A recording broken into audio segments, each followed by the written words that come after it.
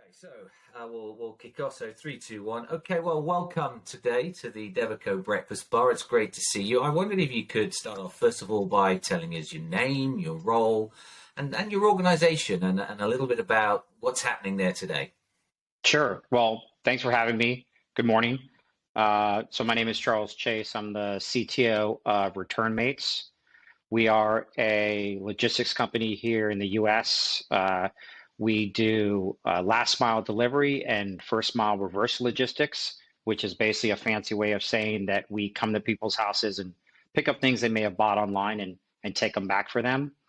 Um, I've been with the company for a little over 2 years. And in my role, I oversee our engineering team, the kind of scope of our technology efforts, very deeply involved with the product team. And I basically came to this role through just kind of many years of building companies like this company. I essentially spent 25 years in and around early stage technology companies. First as an engineer in the late 90s. I eventually went back and got my MBA, started my first company, kind of stopped doing engineering. But there has been kind of an oscillation through my career where I've gone in and out of technical roles. And it just happened that the founders of this company were at a position where they were looking for, a third person at the table that had deep technology experience, but also a lot of startup experience, and it ended up being a good fit. Wow. Okay. What a fascinating journey, Charles. And we'll get more into Returnmates and what's happening there shortly. But um, based on that sort of interesting journey you've had to where you are today, what would you say would probably be your most important accomplishment to date as a kind of CTO? So I think my biggest accomplishment is probably not the obvious. I mean, I've founded companies, I've sold companies, I've had some really great success. I think my biggest accomplishment has been really a personal one. My journey into becoming the leader that I want to be, and the kind of the people focused leader that I want to be. I think one of the themes that we can talk about today is that I don't think people really talk about is just how people driven technology businesses are. I think sometimes we get wrapped up in the products and the code and stuff like that. But I think for me, what I'm most proud of is my kind of personal journey in developing the skills that I have now. And I certainly have the gray hair, as you can see, to kind of prove it. Um, but the financial successes, the products built over 2.5 decades are great, but I'm just really happy where I am from like a mental and kind of leadership perspective. Okay. And I was kind of thinking linked to that around what you're passionate about in the industry and the sector you're in. But what is the stuff that gets you out of bed in the morning and says, right, I'm looking forward to going today? Well, the thing that I get excited about is building great products with passionate people that are driven to solve a particular problem we see in a market. Every project I've ever worked on was always about either myself or somebody else seeing a market problem and saying, "Hey, we can apply some technology and some process or some better thought to this and solve it." It kind of goes back to when I was a kid.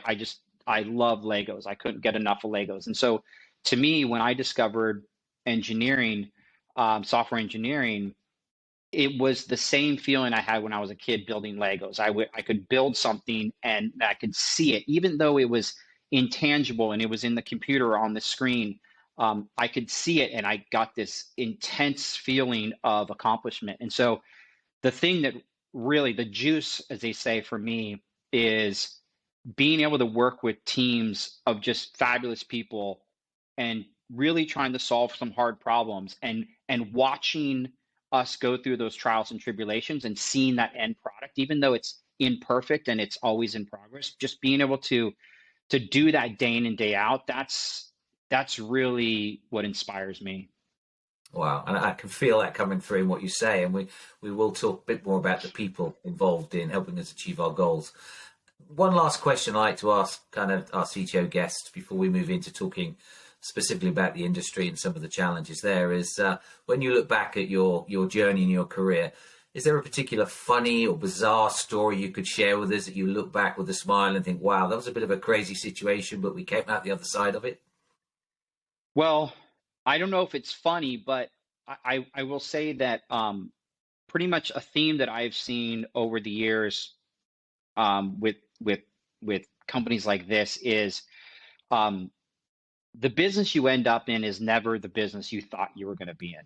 And in the startup world, they like to use the word pivot, which is to me is a very kind of abrupt change in what you're trying to do. But the thing that's fascinating, and it's not funny, but it's just a truth that a lot of people don't talk about, is that it's very rare that when people say, "Hey, this is the business I want to get into," even Returnmates, you find yourself being uh, pushed in different directions. I kind of relate it to sailing, where you think you're kind of trying to get to a certain destination, and maybe that destination doesn't change, but as you get closer, the destination may get clearer, but there's all kinds of winds that are coming at you, and how you tack and how you handle those winds is really the interesting part. And so, um, I just, if anything, I guess I kind of find it funny that we still convince ourselves that when we start something new, we think it's really going to end up. I guess we're pretty good as humans at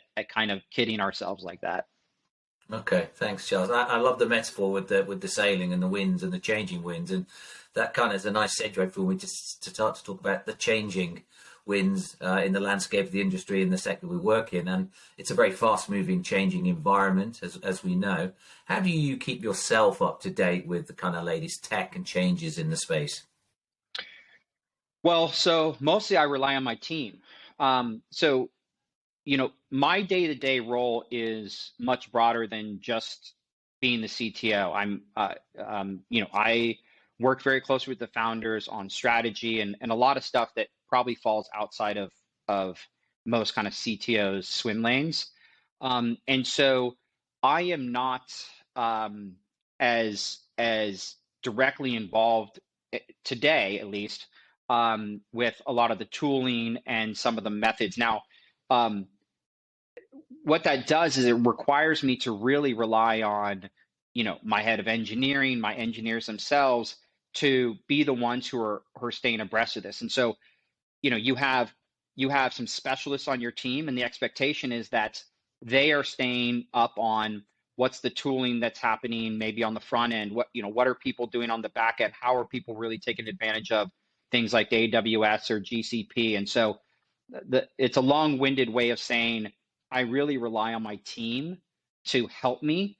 Now, I will do some kind of high-level macro oversight of what's happening, what's trending, but it's normally not from a deep technology. It's more of what's happening with platforms and how are people using platforms. Because ultimately, in building a company like this, we're in a very diverse ecosystem, and it's essentially a big chess match. We've got competitors, we've got companies where there's co-opetition, we've got partners, and there's this big Venn diagram you can think about. There's a lot of overlap between what people are doing, and everybody's kind of trying to jostle and figure out how they can extract the most value or have the biggest impact on this ecosystem. And this ecosystem that we can talk about that we're in is very complex and very broad. And so that's probably why it's the most interesting, because there's so many areas of opportunity to go after here.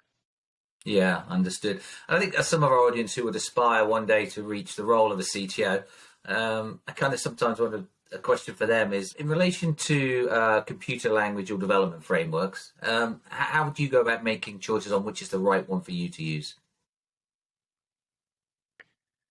So developers, of which I still consider myself one in my heart. Um, we're a funny lot. We are explorers. We love to try new things. Love to try new languages. We love to try new tools. Great developers are always inquisitive in that nature. And so to me, I always want to encourage our team to think about using other tools or other languages that might augment. I think from a big picture, we want to be using platforms and frameworks and tools that have wide adoption, partially from a recruiting standpoint. If you use kind of an obscure language or an obscure framework, you're going to have hard time finding talent that know that. So, in our case, we're using React Native on the front end, JavaScript, TypeScript. I mean, those are just really widely adopted, pretty much ubiquitous front end frameworks. And then on the back end, we're using Node.js and a lot of AWS services that it's really easy to find talent who has expertise in those areas. So somebody who's coming up in the world, somebody who's learning this, I would encourage them to obviously be open-minded, but dig into the technologies that where they can find some mentorship, where they can find good resources. I remember when I first started as an engineer, there was no Stack Overflow. There was not a lot of information on the web. I mean, this is 1996. So back in those days, you would just buy a ton of books. So the way I learned was I would buy books, and then I would rely on the person who was sitting next to me and kind of get some, hey, what are you working on? That's really interesting. Can you show me? So I think an inquisitive mind is kind of a fundamental piece of this. And don't be afraid to explore. Don't be afraid to propose kind of using new stuff, because it might give the business a competitive advantage. But just in general, when we think about the tools we want to use, most of it is which are going to be the most stable, which are going to have the most resources available to help us, and which are going to kind of be the most performant for the actual needs we need from a kind of a platform standpoint. Okay, thanks, Charles. You talked a little bit there about some of the skills that developers need to learn from a technical perspective. I wondered what your view is on how important you think it is for developers to also upskill and learn more around the softer skills and interpersonal skills in their role. And I think it is so underrated and so critical. So the technology business is a people business. It sounds cliche, but it's not. The products we're building, the platforms we're building are done by people like you and me, who can be inspired, but also discouraged. They need to be in a culture where they feel like they like working with their teammates. So the soft skills, the communication skills are so critical. No developer, unless they're working in a real silo somewhere, which I think is very rare, is by themselves. This is a connected ecosystem, a connected world. In all these companies, you're interfacing with other developers. You can't be shut off and say, oh, I'm just going to do this and, don't talk to me.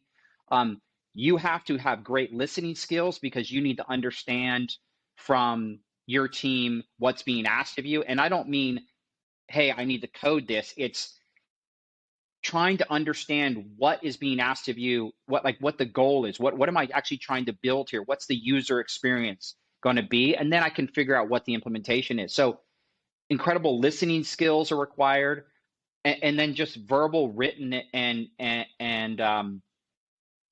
other communication skills, because we as a team spend a lot of time in stand-ups. We share what we're working on. And so, yeah, I can't stress enough just how much the interpersonal and soft skills are important for engineers that really want to thrive and potentially advance in their career. Okay, thanks. You referred to your team. Are you able to share with us any of the specifics currently of the makeup of your team and the types of roles you've got there? Sure. So our team is basically broken up into kind of three buckets. We have a front-end team, we have a back-end team, and then we have a team of test engineers. We call them SDETs, SDETs. And so some of our team members can do full stack, but at this point we have opted to to kind of have everybody focus on their specialties. I think one of the reasons is that over the years, front end in particular has become very sophisticated. And so my preference is to have front end team members who are really masters of all that complexity and that sophistication that's happening on the front end, particularly with these frameworks. And the back end services are very nuanced as well. So it's not that I don't want people to understand from a macro level how all the dots are connected, but today what's worked really well for us is having people in these special areas, and really being kind of masters of a particular domain. Okay. I will also say that one thing I'll add to that is that doesn't come without pitfalls, because it requires you to have, backup in particular roles. For instance, if you have a team that's focusing on a specific platform, maybe a back end service, obviously you need to have backup for those people, because people have families and get sick and all kinds of regular human stuff. So it's a strategy that we've just taken, and so far it's worked out really well. Okay. And how have you been finding it trying to access that talent to get them into your organization? Yeah. So finding talent, recruiting talent, selling them on the vision, folding them into our system, and having them thrive in the workplace is a lot of work. It's just, I think people just think that you're going to put a job out there and you're going to get people in and they're immediate. So we think a lot about, when we're hiring, the types of people we want to hire. We think kind of culturally, we can talk about culture in depth, but like this idea of how do people approach things, and are they approaching things in a manner that we would want to if we weren't watching. But it is very hard to find talent that maybe fits your scheme. And so I myself and my VP, we spend a considerable amount of time recruiting. So it's I'm just saying, like, always be recruiting. Even if I'm not hiring somebody tomorrow, I'm constantly meeting people. I'm constantly talking to people. I'm asking people for recommendations, because when I have a role come up, I want to be able to already have an established kind of list of people that might be a good fit for the team, and doing that work early really benefits you. Okay. And access to key talent, we know, is critical to achieving our business goals. And I'm kind of wondering then if you could share with us how that then drew you to look at maybe IT outsourcing and that kind of hybrid sourcing model. Yeah. So having worked in this business for a long time, I've been exposed to and been part of this type of outsourcing for a lot of years. And to be really transparent, I was never really a fan of it, because I just had bad experiences with it, kind of maybe in the first kind of decade that I was doing this. And what I came to learn is how beneficial it can be, but you really have to understand what you're getting and how to leverage it. And I think one of the things that people don't understand or aren't willing to invest is the planning and communication. If you think about it this way, if somebody's sitting right next to me, it's really easy for me to be lazy as a planner, because something can just pop in my head and I can just turn to the person and say, oh yeah, this and this. But when you have an international team that's spread across the world like we do, who is working sometimes when you're asleep, it forces you to have really refined process and cadence around how you're planning, how you're giving work to people, how you're reviewing it, how they're working with other people that are on different time zones. And so I basically came back to outsourcing and kind of gave it a new try about 5 years ago, and just had a lot of success. And so to me, it's a really important piece of our overall strategy. We don't fully outsource. We use it as a augmentation to our overall strategy, but it plays a really critical role. Okay, and when you say it plays a critical role, what would you summarize to me as probably the key benefits of outsourcing, what it does bring to you?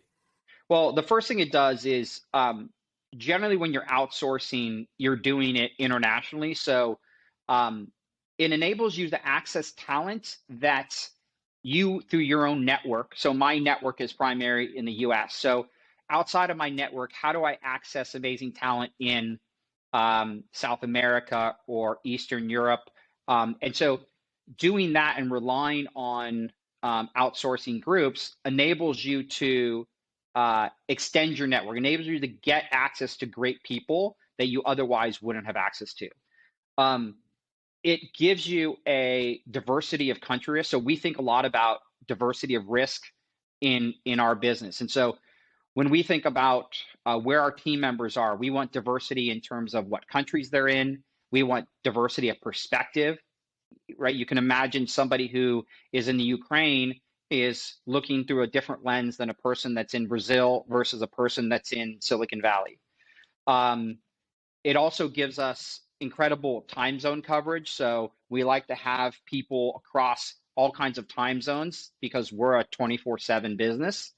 And also, this isn't the primary driver, but it's hard to beat the economics. The economics of outsourcing internationally, particularly with the level of talent that you can get, is really hard to beat.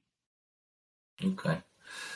Giles, in relation to that, are you able to share with us a specific example of where having a hybrid approach with an outsource model has helped you in a particular project? Yeah. So one of the benefits of outsourcing that I probably didn't mention earlier is also speed to how can I say this? Uh, Speed for getting new team members. So if we're looking to hire a full-time team member, it might take us 60 days or 90 days to find somebody and go through the whole interviewing process. One of the benefits of outsourcing is that speed to acquisition of candidates gets really compressed because they've done a lot of legwork up front to know, and these people are already working on not necessarily similar projects, but the frameworks you need. And so one of the things I like about it is if I have kind of an immediate need that I need filled, maybe it's not super long term, maybe it's short term. You can do that very quickly because they have a lot of players on the bench, if you will, that are ready to kind of step up and step into a role. Okay. Look, there's always pros and cons with every solution. What would be your sense of the potential drawbacks around working with an outsourcing model? Well, the drawbacks are that, as I mentioned earlier, if you're not set up correctly, if you don't have the right processes in place, the right communication channels, so if you're not good at planning, so just you talked very specifically, if you're not good at planning, who's going to be working on what, kind of in a sprint model, or just being really organized and being able to share with team members what they're going to be working on and what the QA process is, you can get really frustrated because you're most likely the one who's failing to communicate to them. And so done right, it works out really well. But I know a lot of people that haven't had success, including me in kind of previous lives, where, you fail to really plan enough and communicate well, and then it doesn't work out and you think it's them, and maybe partially it's the other side, but it's most likely you. And so, yeah, that's really the only downside is you need to understand what you're getting. You need to understand that that it requires more effort on your end. I think there is another part, which is it's not a problem for me, but sometimes people have challenges with language. So, we have a team that we're spread across Ukraine, Costa Rica, Brazil, the Philippines, and the US. And I personally have no problem understanding anybody, maybe just because I've done this for a long time. But, some people, you're going to work with folks who maybe obviously their English isn't their first language. So, you have to be able to accommodate that and work through it. Okay. And I'm kind of curious then of how you came to work with Devico. You know, what was happening in your organization at the time? How did you find Devico? And kind of how's that relationship been working and for how long? Yeah. So I joined Returnmates very early. I was basically the first hire after the founders. And at that time, they were looking for, I think I said earlier, they were looking for somebody to come in and join them as CTO. But also, it was tricky because they really needed somebody who could roll up their sleeves and actually code day one, but then eventually grow the team and grow into a much more senior leadership position. And so it was just a fit because I had been doing some engineering work the year prior to I met them. As I said, I've kind of oscillated in and out of these engineering roles. So when I joined them, I personally rebuilt and re-architected the entire system. They had essentially a prototype running, but it wasn't built for the long term. So I knew all of the back end and basically how they implement the back end, but I didn't know the front end. I knew I needed to bring a specialist in on the front end. Before I'd met Returnmates, I had a lot of success with a couple individuals in the Ukraine. And so it was the first time I had worked with the Ukrainians, and my experience was that they were so knowledgeable, like really skilled, great communicators. And so when I was thinking I need to bring a front end person as my kind of first hire to help me re-architect this entire system, I thought, okay, I should find somebody in the Ukraine. So through a set of mutual friends, I got introduced to Oleg from Devico, and he sent me a few candidates. And one of the candidates that we looked at, who I interviewed, his name's Vlad, was just fantastic. And so in the early days, it was Vlad and myself, and that was it. And eventually we started building the team. We've built back-end team members, we've built front-end team members, and I'm happy to say that Vlad is actually still with us. The guy is insane. And the level of talent is hard to find for the kind of level of the how can I say this? The engineers at Devico are so smart, and the price is the economics are really hard to beat. And the other thing is that I hate to say this, but a lot of developers in the US, unfortunately, because of all these FANG companies, have ridiculous expectations about comp, benefits, and just frankly drama that you don't get any of that with the team at Devico that I've been working with.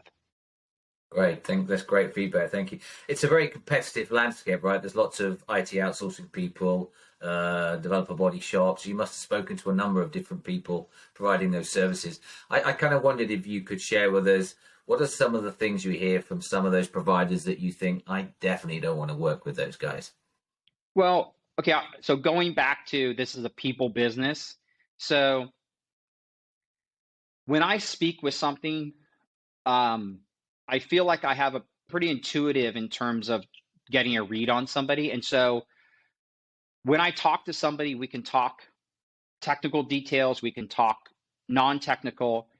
And I feel like my BS meter is pretty well calibrated. And so, yeah, I've talked to a lot of people that have shops, and I just felt like it was with the ones that I didn't choose that just didn't have confidence, or I didn't feel like I had a relationship. And I will say that the reason we ended up going with Devico was first because I trusted Oleg. We connected, and I just felt that he understood what we were looking for. I felt that he was honest. I felt that it was just going to be a great relationship, and there wasn't going to be any drama or shenanigans. And so, yeah, so it was like 100% built on just me connecting with another person and having trust that this person was going to be able to do what they said they were going to do. And then that just gets further reinforced when the team members that he introduces to me, like Vlad and subsequently the other guys that come on, it further enforces that they know what they're doing, because the people that they send to us are quality people. So clearly they're doing a lot of work on their side. And so, yeah, I think it boils down to just, these conversations and just trusting that people will have your best interests at heart. Okay, Charles, thanks. Last question. There will be people who watch this who are maybe considering using outsourcing, going to shops. What would you say to those people who are just about to step into considering doing that? What would be your kind of top 3 tips for them as far as advice goes before they enter into that relationship? Well, as you just alluded to, talk to a lot of people, go through your network, talk to people that have used, like with any service provider for any service in your life, be it a mechanic, a doctor, whatever it is, you want to ask people, hey, who have you used? Did you like them?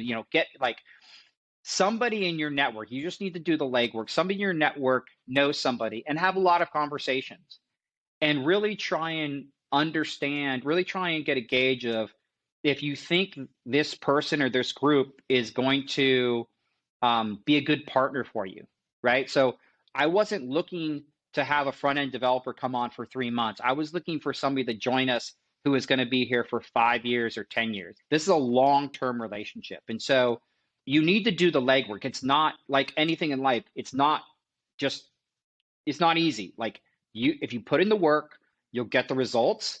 And so have a lot of conversations, ask hard questions, get referrals. And yeah, I think if you do those things and you're realistic around how outsourcing is a piece of the solution, maybe an augmentation to your whole strategy, I think people will find a lot of success. Charles, thank you very much. Listen, it's been a privilege having you as a CTO from Returnmates. Fantastic platform, great service, great idea, and thanks for sharing all your thoughts with us today at the Breakfast Bar. Oh, pleasure to be with you. Thanks for having me on.